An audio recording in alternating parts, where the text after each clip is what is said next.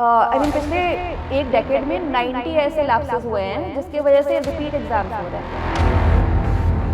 क्या आपको लगता है सीजेपी प्रोटेस्ट जेन्युइनली अपॉलिटिकल था या फिर थोड़ा बहुत पॉलिटिक्स इन्वॉल्व था? हमें पॉलिटिकल लीनिंग से ज़्यादा मतलब नहीं है। We want to fight for our right. इतने सारे फॉलोअर्स, इतना सपोर्ट कैसे हो गया? हमारी सबसे बड़ी ताकत और हमारा सबसे बड़ा डाउनफॉल ही सोशल मीडिया है। बट आई थिंक जब हम जेन ज़ी की बात करते हैं तो हम जो बोलते हैं हम वो करते हैं। पर जेनजी सिर्फ धर्मेंद्र प्रधान के मुद्दे पे बोलेगा या और भी मुद्दे हैं जेनजी के? नहीं, ये तो अभी बस शुरुआत है। जेन ज़ी तो शुरू हुआ है। जेन ज़ी इज हियर।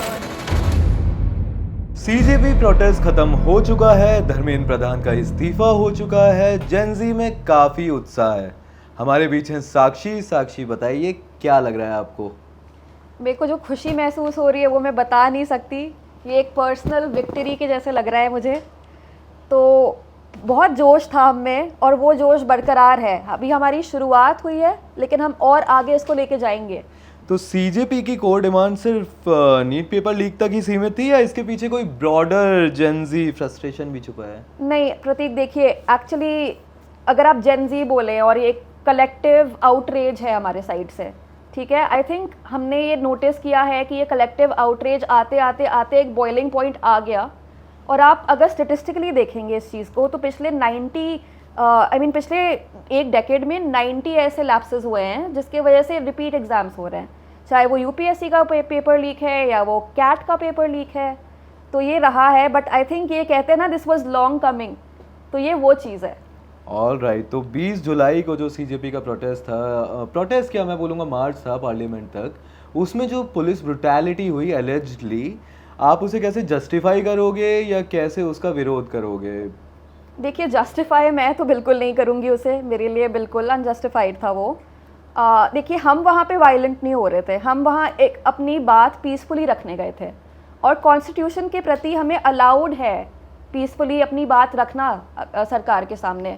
लेकिन वहाँ पे जाके हमें एज दो कि हम कोई क्रिमिनल्स हैं वैसे ट्रीटमेंट मिल रहा था, तो वो थोड़ा लगा कि वो नहीं होना चाहिए था। बिकॉज अगर हम अपनी साइड से कोऑपरेट कर रहे हैं सो एज टू जो रूल्स और रेगुलेशंस हैं with respect to doing a protest, so to say, वो we were meeting, we were doing nothing illegal, right? क्या आपको लगता है सीजेपी प्रोटेस्ट जेन्युइनली अपॉलिटिकल था या फिर थोड़ा बहुत पॉलिटिक्स इन्वॉल्व था? देखिए, ये तो आपने बहुत अच्छा क्वेश्चन पूछा है। ए पॉलिटिकल होने का मतलब, अगर जेन ज़ी को देखा जाए तो हम लार्जली ए पॉलिटिकल हैं। हमें पॉलिटिकल लीनिंग से ज़्यादा मतलब नहीं है। We want to fight for our rights, ठीक है। तो सीजेपी जो मूवमेंट शुरू हुआ वो एक्चुअली आप देखें तो एक बड़ा सटायरिकल ऑनलाइन मूवमेंट शुरू हुआ था कि हमें कॉकरोच से लाइकन किया जा रहा था। आजकल के जो यूथ हैं, जो अनएम्प्लॉयड यूथ हैं, सो टू से, कि ये कॉकरोचेस हैं। तो आप ये भी देखिए कि एक मीम कल्चर कैसे एक पॉलिटिकल लार्जर ऑनलाइन मूवमेंट कैसे एक लार्जर मूवमेंट में बन गया। पॉलिटिकल वो उस नेचर में था कि ये पूरे कंट्री में ये मूवमेंट फैल गया, लेकिन पॉलिटिकल वो इस तरीके से नहीं था कि वो किसी पॉलिटिकली लीनिंग जगह से आ रहा था। हमें सपोर्ट मिला पॉलिटिकल पार्टीज़ का, हमारे प्रो काफ़ी अलग अलग पार्टीज़ ने बोला, लेकिन इसका मतलब ये नहीं है कि हमारा प्रोटेस्ट पॉलिटिकल था या पॉलिटिकली चार्ज था। इतने सारे फॉलोअर्स, इतना सपोर्ट कैसे हो गया? जैसे मैंने आपको बोला कि हमारी सबसे बड़ी ताकत और हमारा सबसे बड़ा डाउनफॉल ही सोशल मीडिया है।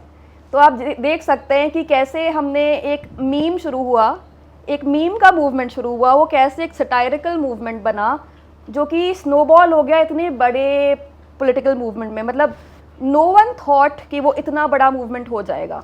तो ये सब जेन्युइन एंगर था सरकार के खिलाफ या सिर्फ सोशल मीडिया एल्गोरिदम? नहीं, जैसे मैंने आपको पहले भी बोला कि एक कलेक्टिव आउटरेज आ रहा था। ये ये सालों से हमारे अंदर आ रहा था। हमने पुरानी चीज़ें भी समझी थी कि पास्ट में भी ये सब कुछ होता रहा है, और हमने देखा कि इसके अगेंस्ट कोई एक्शन नहीं हो रहा है। मुद्दा उठाने वाले तो बहुत लोग थे थ्रू द ईयर्स, लेकिन हमें एक्शन करने के लिए कोई नहीं मिल रहा था। बट आई थिंक जब हम जेन ज़ी की बात करते हैं तो हम जो बोलते हैं हम वो करते हैं। आप समझ रहे हैं? मैं बिल्कुल समझ रहा हूँ। धर्मेंद्र प्रधान का इस्तीफा हो चुका है, पर जेनजी सिर्फ धर्मेंद्र प्रधान के मुद्दे पे बोलेगा या और भी मुद्दे हैं जेनजी के? नहीं, ये तो अभी बस शुरुआत है, जेनजी तो शुरू हुआ है, अभी हम और मुद्दों पे बात करेंगे, आप धीरे धीरे आगे देखते जाइए। ऑल राइट, तो इसका मतलब खतरे की घंटी पूरी सरकार के लिए है, हर मिनिस्ट्री के लिए है। बिल्कुल। चलिए मुबारक हो आपको। Gen Z is here. या फाइनली मुबारक हो आपको। जेनजी के अंदर जो उत्साह है वो आपने देखा कि साक्षी की आवाज़ में झलक रहा था, उनके एक्सप्रेशंस में दिख रहा था। तो ये खतरे की घंटी ज़रूर है सरकार के लिए। इसी के साथ द फ्रीलांस मीडिया के पॉट टॉक को ये छोटा सा एपिसोड में हम संक्षेप में समाप्त करते हैं। All the very best for future. Thank you so much Prateek. खबरों की स्वतंत्र आवाज सुनने और देखने के लिए सब्सक्राइब कीजिए TFM यानी द फ्रीलांस मीडिया।